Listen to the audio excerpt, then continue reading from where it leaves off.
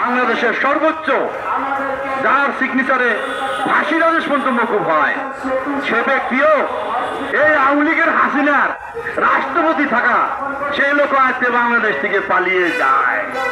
লম্বা কিন্তু কম না, প্রায় 6 ফুটের কাছাকাছি। আমরা তো একবার রাস্তায় বসেও দেখছি, এই যে এখানে আসতো মাঝে মধ্যে বসতো তার এলাকার ব্যবসা প্রতিষ্ঠানের সামনে চেয়ার নেওয়া। জানি না এই আওয়ামী লীগ এখন মানুষ কি দেখে ভবিষ্যতের নাম নেবে। আমরা একসময় বলছি আওয়ামী লীগ মাইকিং করে কর্মী পাবে না, এবং হামিদ সাহেবরা যখন পলায় এখনই বোঝা যাবে বাংলাদেশের কি অবস্থার সামনে দাঁড়ায়। আমি অন্তর্বর্তী সরকারের প্রধানকে অনুরোধ করব অবিলম্বে অতি দ্রুত বাংলাদেশের এবং সকলের ভোটে অংশগ্রহণে একটি নির্বাচন দিন, বাংলাদেশের গণতন্ত্রকে ফিরিয়ে দিন। হাসিনার পথ অনুধাবন করেন না, বাংলাদেশে অযথা অনেক রকম ঝামেলা সৃষ্টি করেন না।